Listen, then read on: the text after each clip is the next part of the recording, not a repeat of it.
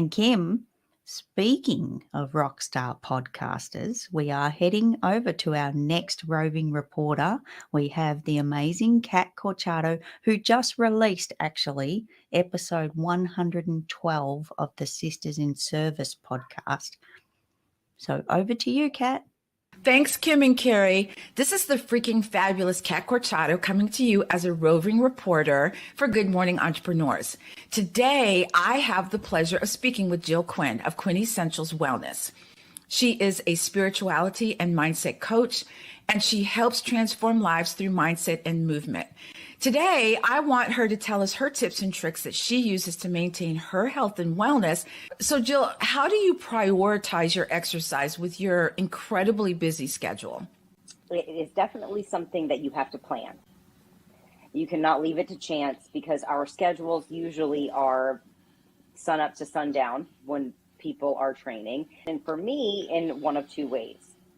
When I have a break in the afternoon between clients and picking up my kids from school, I take a pocket of time, however long or short that may be, and I do my movement practice then, or I do it in the morning before I start my day. Now, depending on how early I start my day will dictate whether it's in the morning or the afternoon, but I have to plan for it. Sometimes I also work out with one of my clients if they don't mind. Sometimes they prefer a demonstration and we do it along together, or it's fun to play and, encourage each other through movement. But I also really lean into my intuition when I'm training, in the sense that I listen to my body. So even if it says on Monday is a strength training day, but if I'm feeling like I need yoga on Monday, I swap it out. And I learn to listen to what my body might need on any given day. And I think that's important, especially because some people say, oh, I have to do weights today, or I have to. And I hate that word have to, but listening to your body is huge, especially as you get older. So I believe that there is a way into movement each day. It doesn't have to be so rigid. You do want to have a plan, of course, because you can't willy-nilly throw spaghetti at the wall, but there's a fine line between being so rigid and listening to your body. That's the sweet spot where you can lean into the push when you have to, because it is supposed to be a load that you're applying to the body. Yes. But you don't want to hammer it out and force and things like that. I feel like that's an important thing to adapt and adopt. What do you say to potential clients who say, I'm just not motivated to work out? I would say listen to what you need, understand where your fatigue is coming from, and find a way to do something. Some days you're going to be much better at your practice than others. Some days you are going to have no issue whatsoever with your motivation. You're going to feel gung-ho, energized. And other times it's going to feel like you are literally drawing every last bit of energy from the core right? to get out of bed. It's okay. That is normal. That's normal, yes. It's normal. It goes a long way. When you're taking care of yourself on the inside, it shows on the outside. Yes. It absolutely does. And your energy changes because you are prioritizing your well-being.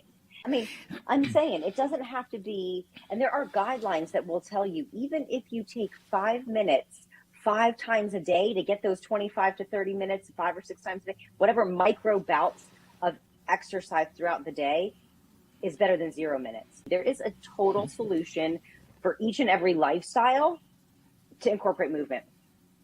And you don't need, if you have the time to do a half an hour, great. No, this has been terrific. And so with that, back to you, Kim and Carrie. Thank you, Kat. Oh my goodness, that was amazing. Oh my goodness. Carrie, one of the things I just wrote down, just so everybody knows why I'm looking away, is that taking care of yourself on the inside shows on the outside. What an amazing quote that is. Yeah, that was fantastic. And Kim, I have a little confession that there is many a time where the exercise does not hit my schedule. I intend it to, and it just doesn't happen. So I think we can all kind of have one of those moments right now of, oh yeah, I know I need to. I know it's good for me. Doesn't happen every day. Good intentions. Yeah. I like what they said though about we can do it if we need to, we can do it in 5 minutes at a time. We could do that, Yep.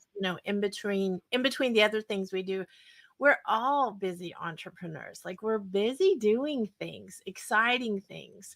And whenever something's exciting and you look at, oh, I got to go work out maybe. I don't know though. I will say this, Kat kicks my booty on a regular basis. She is the one that I go to for training, and woo, she is beautiful. She smiles pretty, but she can kick your booty.